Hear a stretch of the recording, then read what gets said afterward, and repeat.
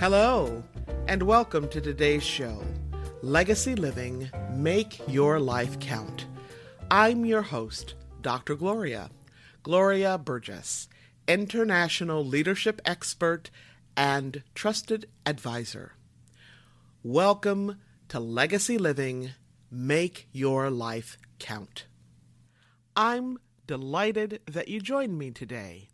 I want to give a big thank you to those of you listening, and here's a great big shout out to all of you listening around the world. I'm delighted and so grateful that you tuned in. I hope you're enjoying a fabulous day and that you're having a fantastic week, because you know what? In the grand song of the universe, life is very short. It's short, sweet, and very precious. So, I hope you're making a difference in your own life, because when you do, you also make a difference in someone else's life. Now, a lot of folks want to make their life count for something, and they ask me, Dr. Gloria, how do you do that? Well, it's really very simple. Very simple. You make your life count day by day, step by step, moment by moment, every single day, 365, 24/7. That's what Legacy Living, Make Your Life Count is all about. Now, you can learn more about Legacy Living, Make Your Life Count by visiting the Gloria Burgess website. That's gloriaburgess.com, and you can also visit me on Facebook, and that's facebook.com/Dr. Gloria Burgess, PhD. And the doctor is abbreviated, so it's Dr. Gloria Burgess, PhD. You can also check out one of my TED Talks at TED.com. Now today, I want to talk with you about leadership, a topic that is near and dear to my heart. Specifically, we are going to focus on work-life balance.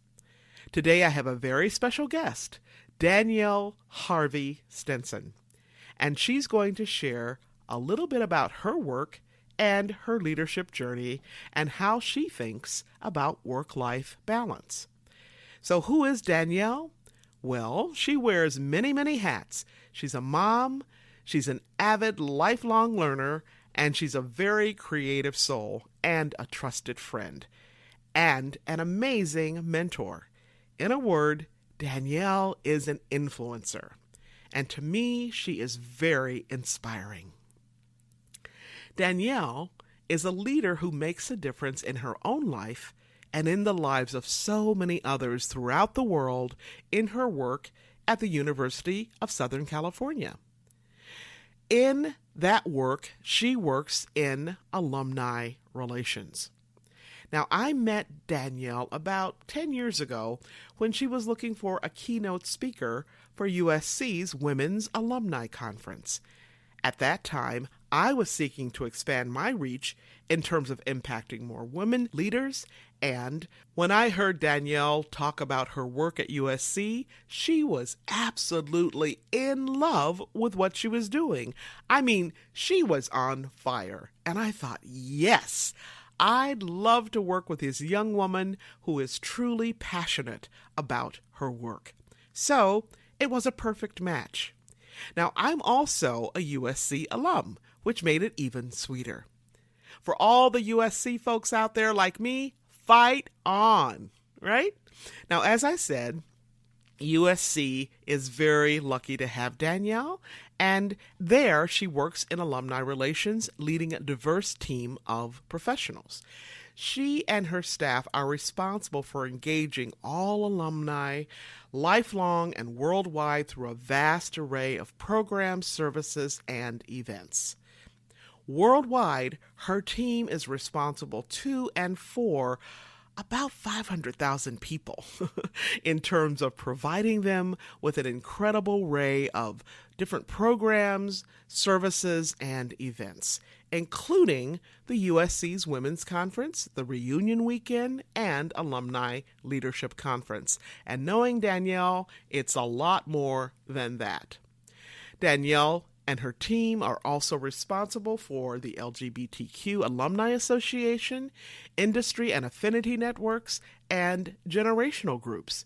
And she will tell us more about that during my conversation with her. As I mentioned just a few moments ago, Danielle is positively on fire, and she is committed to making an impact on the world, and in particular, making an impact to empower women leaders to transform their world. When you hear her story, you will learn why she's so passionate about making a difference, about making an impact on the world in this particular way. Now, when I met Danielle, I was struck by her enthusiasm and by her passion. But these are just a couple of her many wonderful qualities. We are truly blessed and honored to have her as one of our guests on this show. Now, Danielle has worked at USC for a little over 15 years, and her passion for teaching and lifelong learning show up in her work on a daily basis. And she has impacted so many professionals in terms of recruiting, onboarding, coaching, and mentoring. And like I said, she's actually one of my mentors as well. Danielle earned her bachelor's degree in education from USC's Rossier School of Education, and she's currently pursuing an executive master's degree in leadership from USC's Price School of Public Policy. Danielle says that, among others, her mom has had an enormous impact on her life and has shaped her vision for her work. During my conversation with her, you will hear more about her story. You will also hear about some of the people and moments that have shaped and formed Danielle as a person of influence. People and moments who have shaped and formed her as a leader, all with a particular focus of serving other leaders. In many ways, in her outlook on life and in her work, Danielle pulls together the many threads of what my own life and work are all about. Now, you've heard me talk about these threads and themes on this show, the themes of gratitude, authenticity, vulnerability, generosity, strength, passion, presence, hope, and possibility. I just love it. Two women, Danielle and me, from pretty different backgrounds, very different in age and lifestyles, yet we share so many common threads. Can I just tell you something? Danielle and I had a fabulous conversation, and I'm so excited to have this amazing leader with us today. This is going to be a marvelous podcast. You don't want to miss a single word. So put on your walking shoes, grab your earbuds, or simply relax in your favorite chair. Grab yourself a cup of coffee or tea or a nice cool glass of water. You are going to want to take notes today. We're going to have a great time. Okay, now before I jump into today's episode, I want to take just a moment to welcome you. If you're just joining us, I'm your host, Dr. Gloria, and this is Legacy Living, Make Your Life Count. I'd also like to extend a special welcome to those of you who are joining my show, or if you're joining Talk Network Radio for the very first time. Let me tell you, you are in for a real treat. I'm excited to have you listening today, and I'm deeply honored that you've allowed me to be part of your day, so you can be inspired by ideas and resources to make your life count. Today's episode is all about work-life balance, a very important topic as you develop your own identity as a leader. Good morning, Danielle. How are you doing today? Hi, Gloria. I'm doing well. Thank you so much for having me. Oh, it's such an honor and a blessing to have you on the call today. Danielle, I know that my listeners can't wait to hear what you have to share with us. So welcome, and again, thank you for joining me. Thank you. I am looking forward to today's conversation. Right. So, Danielle, let's begin. If you would just say a little bit about yourself, kind of tell us about you, your journey to, where you are today, and the kinds of things that you do in your current work.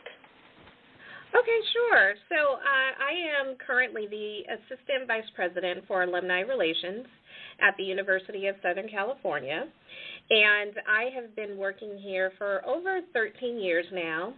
And you mentioned my journey. I actually started, no shame in my game, as the assistant to the assistant of the head of the Alumni Association. And it was a funny thing that happened on the way to the Coliseum, literally, that I can share with you. But just going into what I do on a daily basis, I am responsible for alumni engagement around the world and with our various alumni constituents. So we have over 400,000 alumni that are living around the world, as I mentioned, and my task, along with several members of my staff, is to break that number down and to engage alumni on a personal level. So we will look at everything from how do alumni work to where do they live, what are some of their personal interests, and then we'll build programs around those things. So there are alumni clubs of New York. There's an industry network based around real estate. We have professional networks for women. You name it, there's probably an alumni program for it, and hopefully that speaks to those alumni. So I have a very creative job, in short, if we just want to boil it down. I get to be creative and, work with really amazing people. Well, it sounds like this is like the perfect job for you, Danielle. You and I have known each other for, going on 7 or 8 years now, and I know that it's becoming very, very rare for people like you, professionals, to stay within an organization for, even more than 3 or 4 or 5 years. And you've been there for almost 14 years now at USC. Can you tell us a little bit more about that no shame in your game thing? Your path at USC and why you stayed there longer than the norm. Absolutely. So I'll start with your last question first. So I've stayed at USC probably more than anything because no 2 days have been the same. And when you're a creative person, like I believe myself to be, you need that. I need that. I need that creative outlet. I need to be, thinking of things differently and in new ways, and how can we do things better. But to start at the beginning, as I was moving through my professional track here, I'm very inquisitive, I think is the best way to say it. I'm inquisitive by nature. So when I was the assistant to the assistant, that means I got loaned out to the entire staff. It was, hey, you, go make these copies, or hey, you, we need you to answer the phone, or, greet guests at the front desk. And I recognized my position in the organization. I was here to be a support and assist any and everyone who needed it.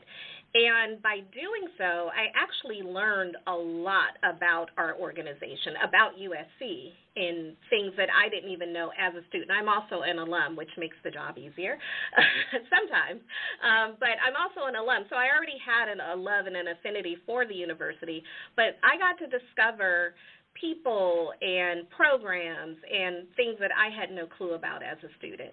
So when I became the assistant to the assistant, and as I described, worked with everyone and for everyone, I just went about my business in a way that allowed me to really discover, wow, this is a bona fide profession, and not only is it something that I'm interested in doing, it's also something that I happen to be good at doing.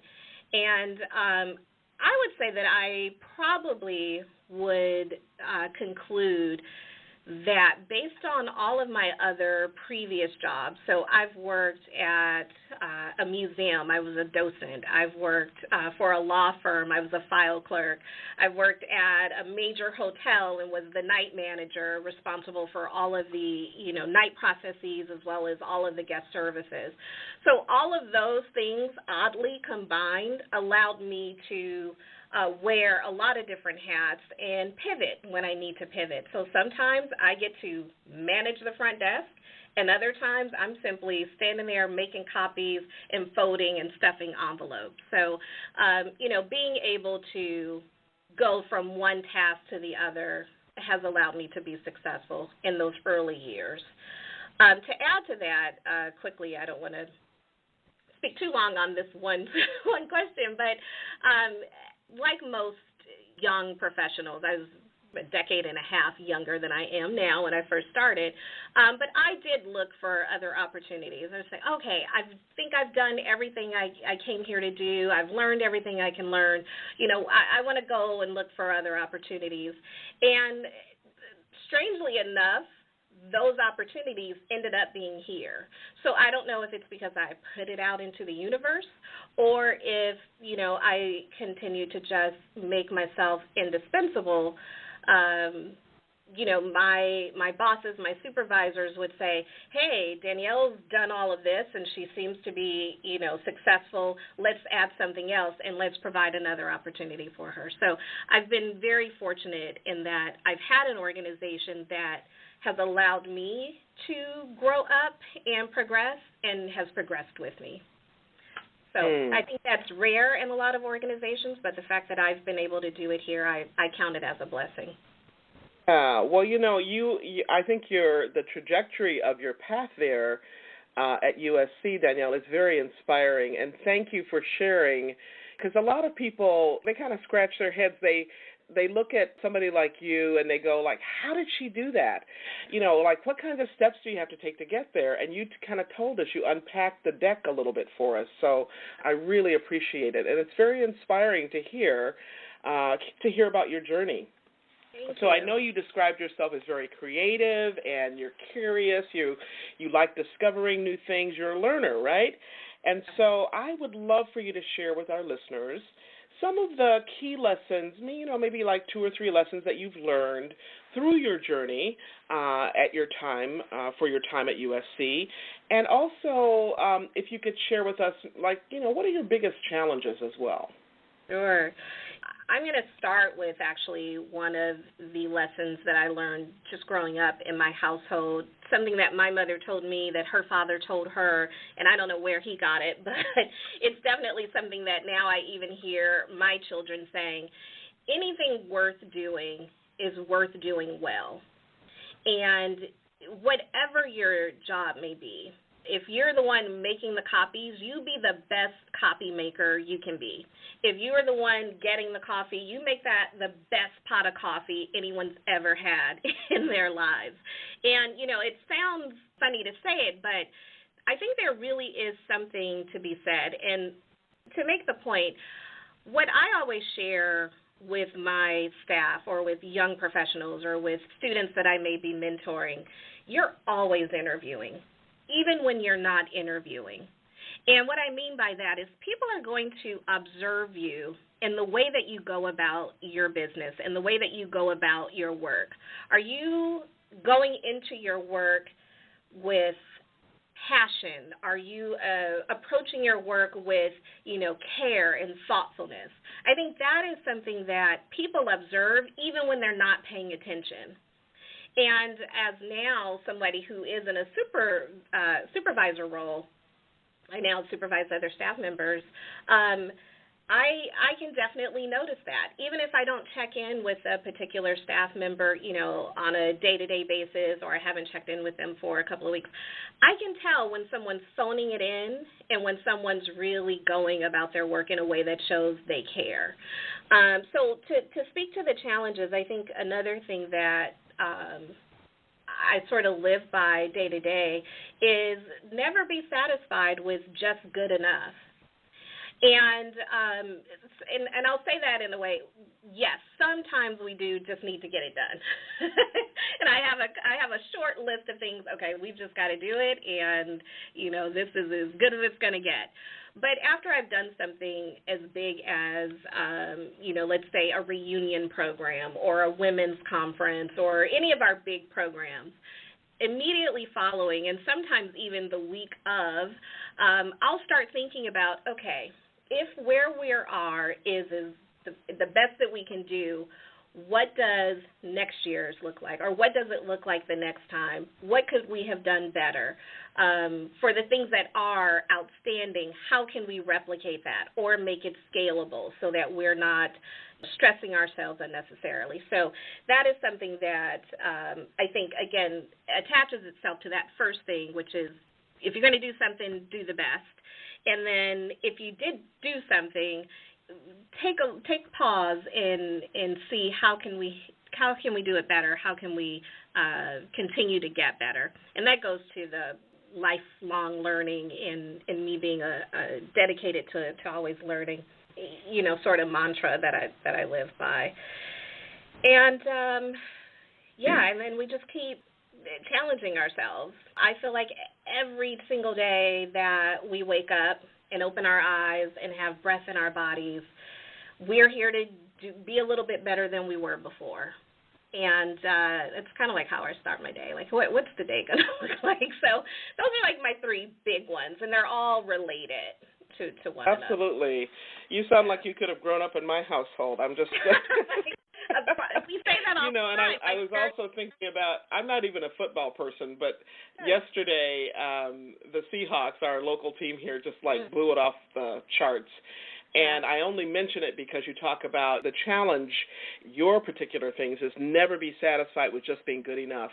Yeah. And Pete Carroll used to be the football coach at USC, and he's now up here. And I'm just thinking, that's how he coached the team there. That's how he coaches the Seahawks. Never be satisfied, and always look for those possibilities. So, yeah. All right. So can you tell us a little bit, Danielle, about your experiences and specifically what you do to educate and empower your staff? I mean, you have people reporting to you. You haven't always had that. So, how do you do that, and maybe who did you learn from? Who influenced you? Yeah, that is a great question. So just a little bit of a background. I did not share, which is, if it's not apparent to everyone now, my major was education. So it's not an accident that I am so committed and love the thought of lifelong learning. Every day we can get better. There's always something new to learn. And so I actually take the approach with my staff as, how can we make this a teachable moment? Or what are we learning about ourselves, about our programs? What are we learning about the work that we're doing? And how can we apply that, again, to be better, to do better, to grow more, to progress? So even in the times where we don't always do everything perfect, right? Because last I checked, everybody's still human, those of us who are on Earth. So when we do get to those moments of, hey, we did not hit our target, or we totally missed the mark on that, instead of, hey, let me come down on you and make you feel terrible about something that you probably are already making yourself feel terrible about, again, let's unpack and let's look at what can we do differently, what did we learn about that, and how can we just use this to empower us to move forward.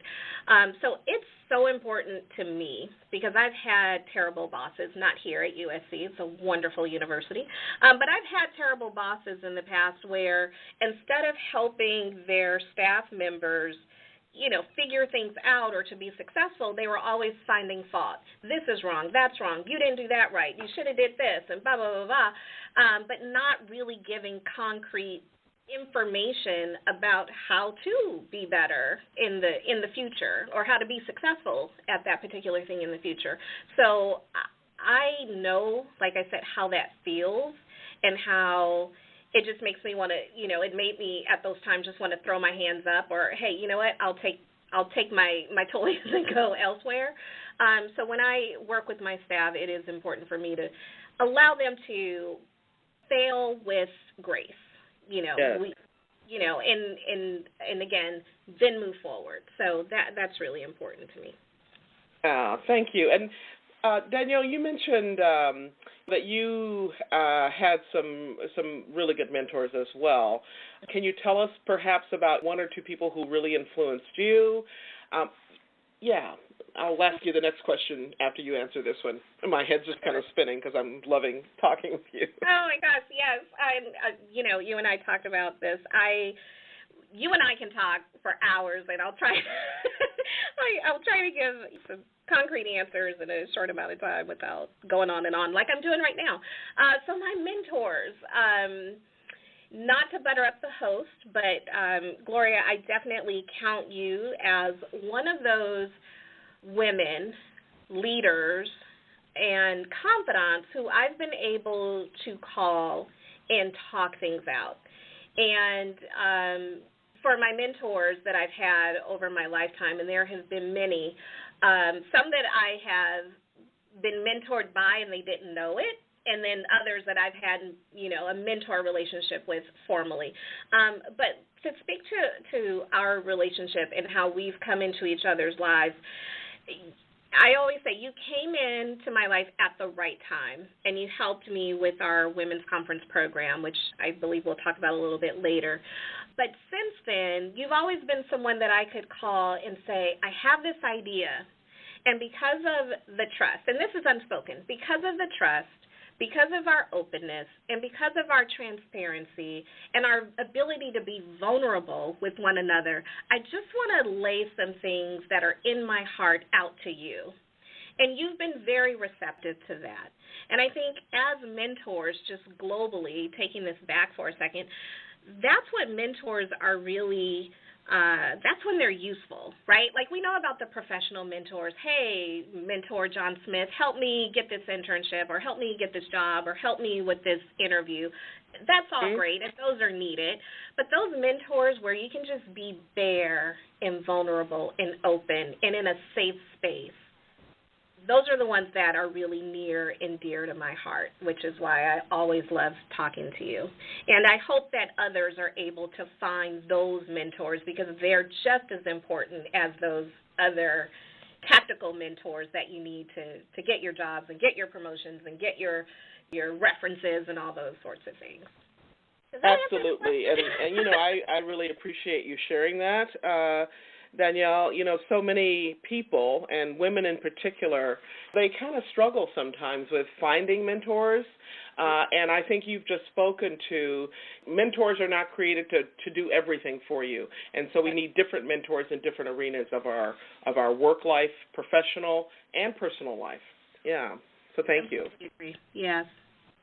Yeah, I want to shift the conversation a little bit and talk a little bit about work-life balance. First of all, I know that there's been a really big push about work-life balance in the last probably 20 years or so, maybe even more than that. I remember talking about work-life balance when I was still back in high tech, and that's been, mercy, about 25 years ago.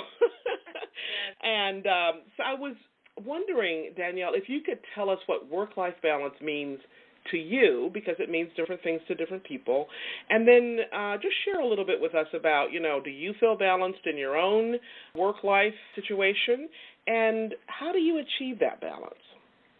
Absolutely. So this is it's one that I always giggle. I won't say laugh at, but it makes me giggle to hear work-life balance. I actually had someone recently in an interview ask me, well, what's the work-life balance like here at your organization? And for me, it's personal to everyone. So as an organization, I can answer that question. So work-life balance, that is a matter of you, yourself, the staff member or employee, being able to say, based on what is needed to get the job done, and the time that I have to do it, I will be able to do my job within this time period and then go and do my life in this time period. And I think everyone balances it differently. So again, full disclosure, I am the AVP, as I mentioned, so I have about 15 different staff members here that I'm responsible for checking in on, working with, and supporting. On top of that, I also have my own programs that I'm specifically responsible for managing and leading. So that's a full professional plate. And if I allowed myself, I would be here 18, sometimes 20 hours a day in any given week. That doesn't always happen, maybe once or twice. Outside of that, I am married. I have 3 children, and I also have 3 stepchildren who I am responsible for loving and nurturing and supporting. So my life is completely full, not to mention my extended family that relies on me, brother, sister, mother, all those wonderful people and things that are in our lives that we hold dear and feel responsible for and to. So I'm saying that to say it is really Danielle's responsibility to look at what does she get paid to do and is important for her to get done so that she is successful, her staff is successful, and USC feels they're getting what they need from me and us. And then I also need to assure myself and work with my family to give them what they also need. And that's my responsibility. I don't think that's the responsibility of my company, unless my company is saying, I don't care what you have to do, I need you here at these times, even if it conflicts with what's going on in your outside life. And it's very rare in today's age that happens. I've never been told that I can't go be somewhere for my children, for my husband, for my family. So anyway, I think I'm getting a little bit off, but I just want to say that balance, 1, is personal, and 2, it's really up to us to determine when and where things take place. Some days or weeks, the balance may tip in favor of your professional life, and on some days and weeks, things may align so that you are attending to all those things outside of your professional life. So that's just my take on it, and I'd love to hear your opinion on this as well, because you said you started hearing about it over 25 years ago. What were some of the challenges that you faced, Gloria? I know that you were also family and marriage and personal life and professional life. Yeah, well, I love your response, Danielle. So thank you for sharing it with us. That it's very personal, and that you have to take responsibility. I know a lot of individuals that I've talked to over the years about work-life balance. Some people think that it's the responsibility of the organization to provide that work-life balance for them, and I'm more in your camp. I really believe that our professional lives is our responsibility, not our companies, not our organizations, and that goes for work-life balance. For me, I think I take a page out of a friend of mine. She's actually from a little tiny country in Africa called Burkina Faso. Uh-huh. And in her culture, she says, Gloria, I don't get it. She says, every time I come to the U.S., we talk about balance, and it's always like 50-50. She said, in my country, it's balance is what's needed today. Yes. What's needed like right here, right now. And I love that because, in different seasons of our life, we have different obligations, different responsibilities. There are different calls, and I'm going to say even demands on our life, both in our personal life as well as professional. And so balance is really not something that's static. It's very dynamic. And like you're saying right now, Danielle, your responsibilities, when you said you're responsible for like 400,000 people, I'm going like, what? Yes. That's a lot of people. That's a lot of people, right? And you have 15 staff that and at some point in your life along the way, you didn't have that scope of responsibility, so your work-life balance is probably different. Your children weren't in the life stage that they're in now. So for me, it's really about what's needed right now, right here, right now, at this particular moment, and in this season of my personal and professional life. Yeah. I completely agree. Yeah, I love that. What's needed right now. I say all the time, life happens when we're busy making plans. And Amen. I'm one of those to-do list people. Yeah, so, hey, I'm going to do these 10 things today, and then life will say, nope, no, you're not. Emergency call, you got to get down to your kid's school, or, emergency call, husband's car is on a flat, and now you've got to help him get that situated. So, yeah, it's nice that people think it's 50-50. Congratulations to anyone who is able to get to and attain and maintain that 50-50. But I think, as someone else has told me over the years, live long enough, and you'll start to see a whole nother side. So absolutely. Oh my, great conversation. Thanks again to Danielle Harvey Stinson for being my very special guest. Now, if you'd like to learn more about Danielle's work, or, as she mentioned during today's conversation, if you want to contact her directly about programming and services that she offers through USC, you can reach out to Danielle via email at this address. That's Harvey, D, HARVEY, D as in Danielle, at usc.edu. Harvey D at usc.edu. Or you can reach out to her on Instagram or Twitter. And on Twitter, I'm going to spell out her handle. It's at DANIELIZ, as in zebra, A Harvey. At DANIELIZA Harvey, HARVEY. If you missed any part of this week's episode about work-life balance, you can listen to it right here on Talk Network Radio. You can also catch us on iTunes or Android Alexa, SoundCloud, and so many other places. Before I close today's show, I want to give a shout out to women around the world and to my mom. Yay! Love you, Mom. When Danielle mentioned her mom as one of the women leaders who influenced her, you know what? I was thinking the very same thing, as I know many of you were too. I actually ask this question to a lot of people. Now, if I'm presenting at a workshop for young leaders, as I just recently did, or as I have coming up, because I'm always speaking, right? One of the questions I ask is, who inspired you? Who inspired you when you were a young girl or young boy? Who did you look up to? Who did you admire, and why? It seems like no matter where I am in the world, the response to that question is pretty much the same, right? Who inspired you? Who influenced you? This is what I hear. My mom, or my dad, or my grandma, or my grandpa. It is truly amazing how much impact we have as leaders in our own home with our own children. So moms and dads, even when it seems like your daughter or your son isn't paying any attention at all, can I just tell you something? They are. They are listening, they are soaking it in, and more than anything else, they are watching you. So let me be really clear. They are scoping you out, right? They're observing everything you say and do.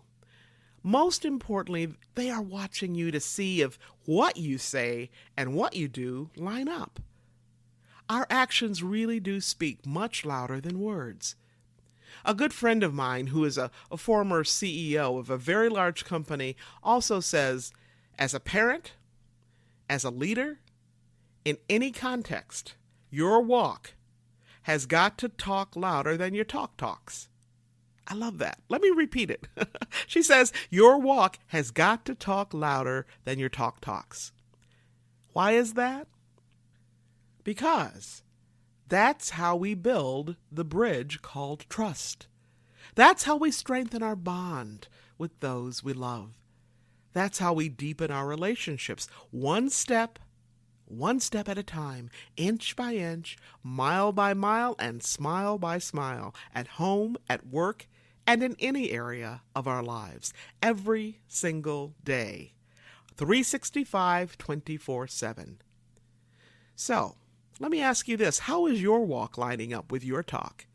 You know what? It is never too late to get your walk and your talk lined up, to get your act together, so to speak, right? So you can take it on the road and make the difference in someone's life that only you can make. Remember this: how you live is how you lead. How you live is how you lead. Now, if you happen to miss any part of this week's episode, or if you missed last week's, you can listen on the go, right? You can check us out at www.talknetworkradio.com/hosts/legacy living. That's talknetworkradio.com/hosts/legacy living. You can also catch us on iTunes, Audible, Alexa, SoundCloud, iHeart, TuneIn, Spreaker.com, Talk Network Radio, and so many other places. Before I close today, I want to thank each of you for tuning in to today's episode, for allowing me to share a bit about my journey with what legacy living is all about. Not just living and learning, but living and learning and serving so that you make a difference in your own life and in the lives of others. It's about being on purpose every single day, 365, 24/7. Legacy living is a powerful way to make your life count. Once again, I want to thank you for joining me for today's episode. I'm your host, Dr. Gloria Burgess, and this has been Legacy Living, Make Your Life Count. Please join me again next time right here on Talk Network Radio for another episode of Legacy Living, Make Your Life Count. We're here again very soon right here on Talk Network Radio. Don't just count the days in your life. Make the days in your life count. That's what legacy living is all about. Have a fantastic day, and remember, make the days in your life count. God bless you.